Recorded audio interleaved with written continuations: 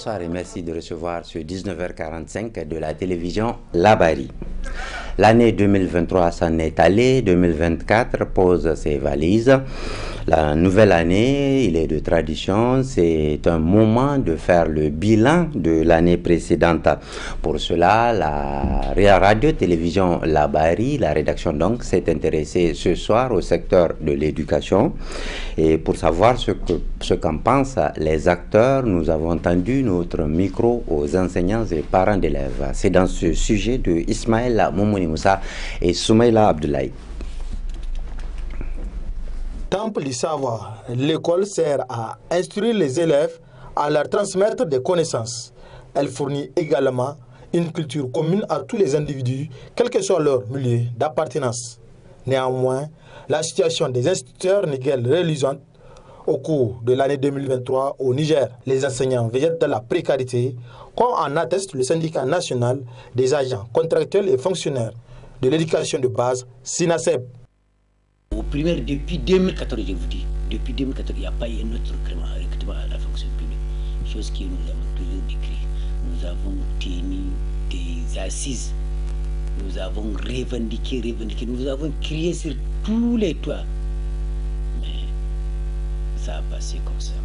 On ne peut pas maintenir des gens, des milliers d'enseignants dans la précarité, dans le contrat à vie et demander la qualité. Ce n'est pas possible.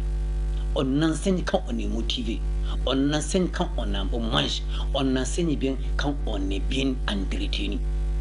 Mais quand tu as faim, tu n'as rien laissé dans ta famille, ton salaire n'est même pas régulier, quelle qualité on va atteindre de toi? Il n'y en a pas, il n'y a pas de qualité. Nous avons haut et fort dit que tant que le gouvernement ne met pas terme, fin à ce contrat à vie, il n'y aura pas de qualité. Il n'y en aura pas. La situation n'a pas été bonne pour nous. Du moment où nous, ce que nous avons cherché, nous n'avons pas eu. Je vous dis, c'est un seul point où les gens ont eu satisfaction. Les actions contractuelles notamment, sur le paiement à terme échu à travers Niger Post. Et je vous dis précédemment, maintenant même ça, là, ça commence à changer. Par contre, pour l'association des parents d'élèves et étudiants du Niger, le bilan est positif pour l'année 2023. Nous sommes satisfaits du moment où il n'y a pas eu assez de couacs comme les années précédentes. Vraiment, les examens se sont très bien passés.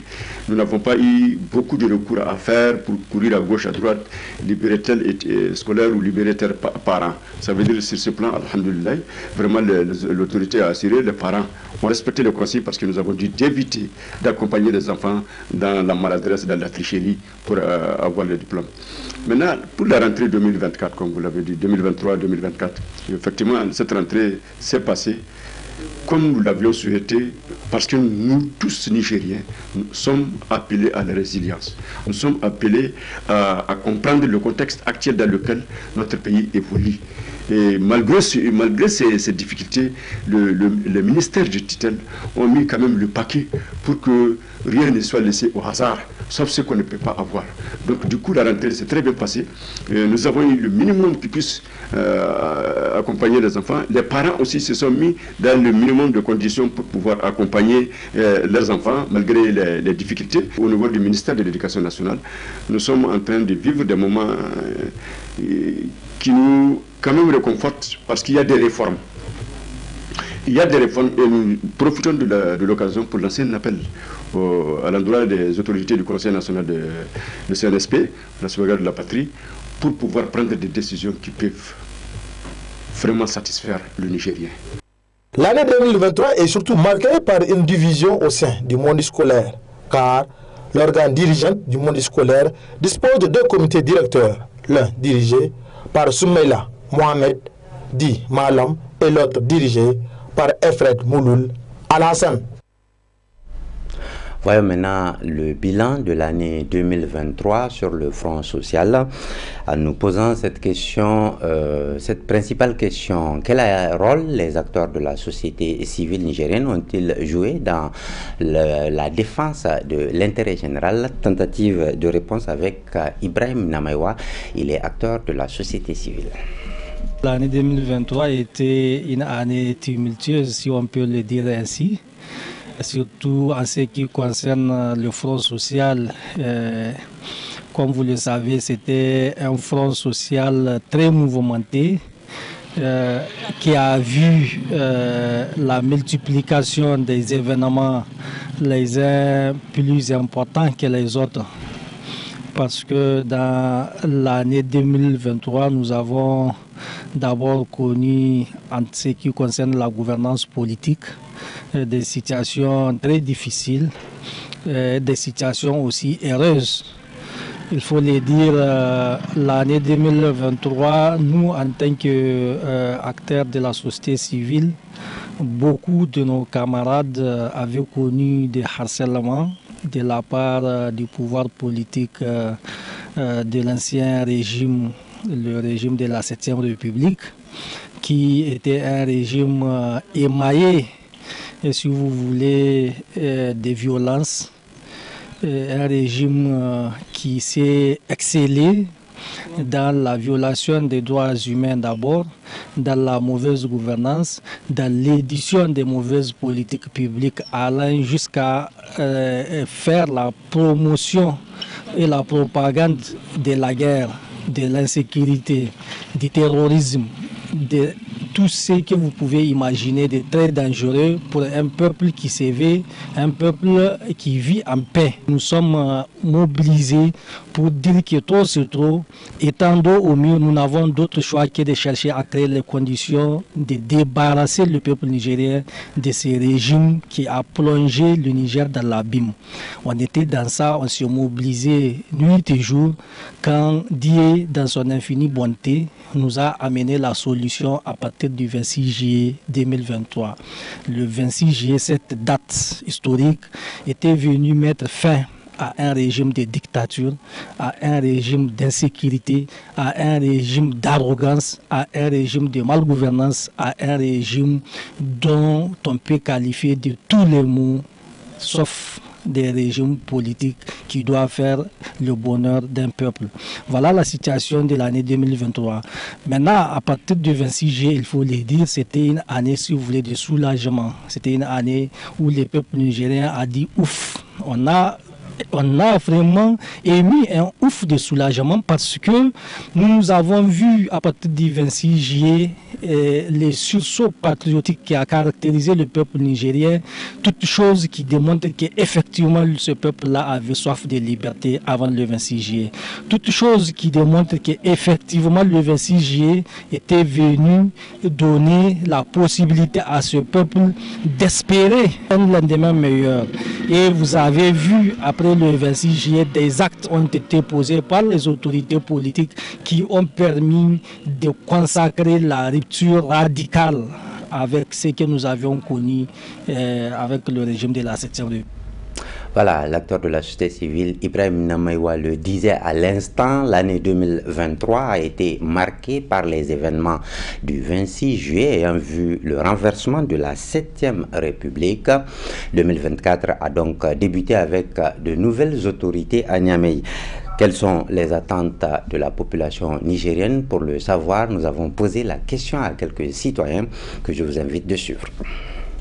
Souhaitons que vraiment cette nouvelle année soit une année vraiment heureuse, pleine de bonnes choses, un avancement du pays sur tous les plans et surtout la situation que vit le pays. Nous souhaitons qu'il y ait vraiment beaucoup de solutions. Nous aimerons vraiment un changement, nous souhaitons, surtout au niveau de la sécurité et au niveau de l'économie aussi, pour que le Niger puisse rester toujours debout. Et on doit avancer aussi. Et aussi, j'aimerais que vraiment l'union de tout le peuple, de tout un peuple, on puisse se parler entre nous Nigériens pour que le pays doit avancer. Nous sommes dans le 5e mois. Donc, en ce qui concerne le développement général, il est trop tôt pour apprécier la marche du pays par rapport à l'action des nouvelles autorités. Mais déjà, il y a une amélioration nette en ce qui concerne la sécurité dans le pays. parce qu'on constate dans les presses et dans la presse locale, les presses internationales, même s'ils ne veulent pas reculer, et du moins même s'ils ne veulent pas dire la vérité, on constate que dans la région de Difa, il y a une nette amélioration. Les régions de Tillabéri qui sont presque abandonnées, les populations recommencent à rejoindre les positions anciennes. Ce qui veut dire qu'il y a une nette amélioration. En dehors de ça, il y a beaucoup d'écoles qui ont commencé à reprendre leur marche. Sur le plan sécuritaire, déjà nous voyons déjà les prémices d'une amélioration de la sécurité. Maintenant, vraiment ce que j'attends, c'est que le pouvoir actuel fasse tout, comme il l'a promis, pour que la sécurité revienne, pour que les citoyens vivent en paix, pour que, au moins, pour le moment, le Niger amorce son développement. Ça, c'est du point de vue sécuritaire. Maintenant, du point de vue social, je vais appeler tous les citoyens à avoir le même esprit nationaliste, le même esprit patriotique, pour que, en s'investissant d'abord individuellement, ensuite collectivement, pour que le Niger émerge, que le Niger devienne un pays phare. Les journalistes font face à d'énormes difficultés, parmi lesquelles on peut citer l'accès à l'information officielle. On peut même préciser l'accès aux documents officiels détenus par l'administration publique. Toute chose qui ne permet pas l'éclosion d'une information saine, si nécessaire à l'évolution positive de notre société. C'est cela a suscité ce sujet de Hamza Sakou. C'est l'une des difficultés que rencontrent les journalistes au Niger dans le cadre de leur métier, avoir accès à des sources d'information malgré l'existence d'une ordonnance autorisant l'accès à ces sources d'information. Beaucoup de personnes résistent face à cette ordonnance en refusant des informations aux journalistes en cas de besoin. Pourtant, le problème ne devrait pas se poser. Vous savez, une chose est de disposer de textes et une autre de les appliquer.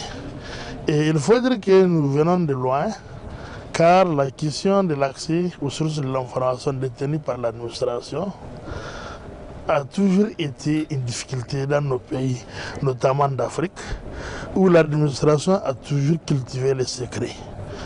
Nous avons une culture de secret dans l'administration, au point où l'information la plus banale ne peut vous être livrée sans l'autorisation de la hiérarchie et parfois au plus haut sommet. Or, que constatons-nous?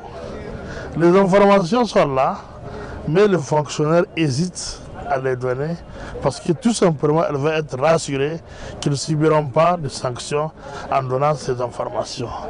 Mais un autre problème, c'est que autant dans l'administration, autant dans la population, les gens ignorent les mécanismes de cette ordonnance portant accès à l'information et aux documents administratifs.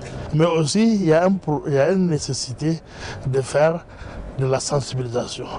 Le Conseil supérieur de la communication avait, il y a quelques années, édité un guide pratique pour l'utilisation de cette ordonnance.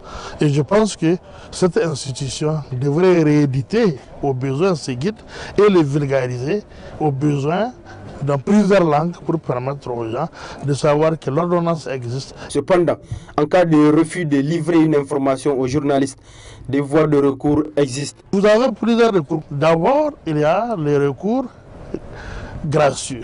Le recours gracieux, c'est auprès de la personne qui refuse de vous donner l'information. Si cette personne refuse, vous faites le recours hiérarchique, c'est-à-dire son supérieur hiérarchique.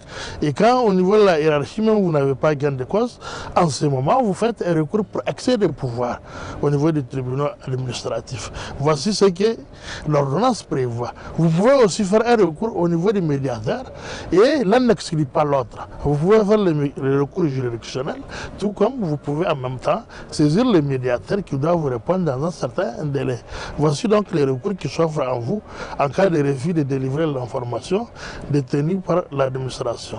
Il revient donc aux organisations socio-professionnelles de médias, le Conseil supérieur de la communication et le ministère de tutelle de créer les conditions pour faire appliquer l'ordonnance portant charte d'accès à l'information sans entrave.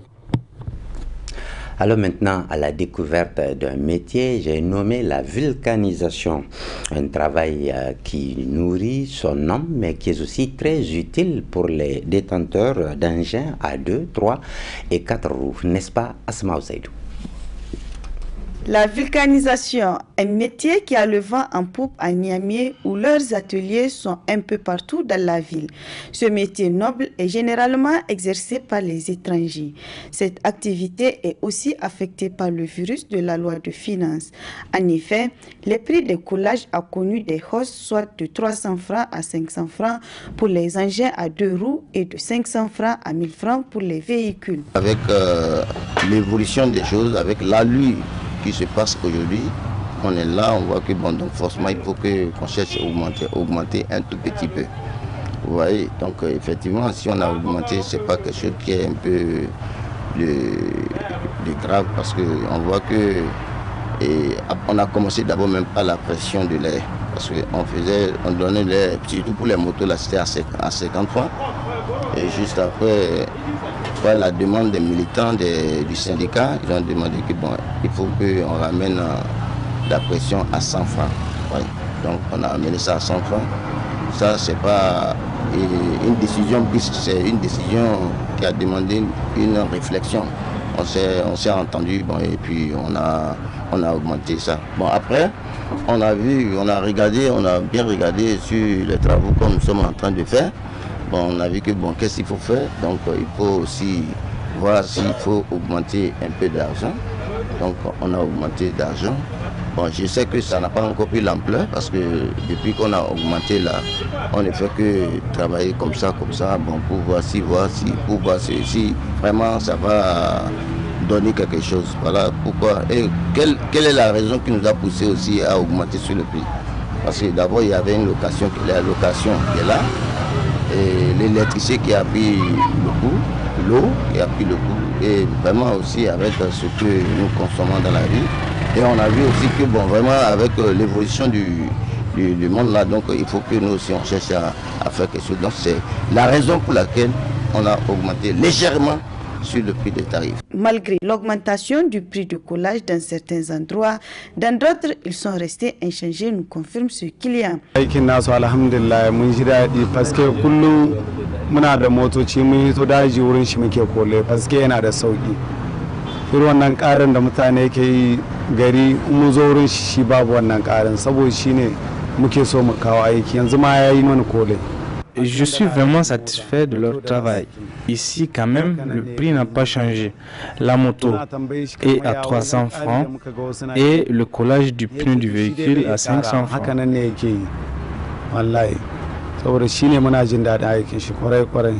Compte tenu de la morosité économique du pays, les vulcanisateurs doivent être indulgents vis-à-vis des clients en révisant les prix des prestations pour soulager un tant soit peu les usagers. Ce journal vous sera rediffusé tout à l'heure à 22h45, demain à 7h15 et à 12h45. Vous suivrez de nouvelles éditions d'information. Mais déjà, le programme se poursuit sur la télévision Labari, la passion de servir. À très bientôt, Inch'Allah.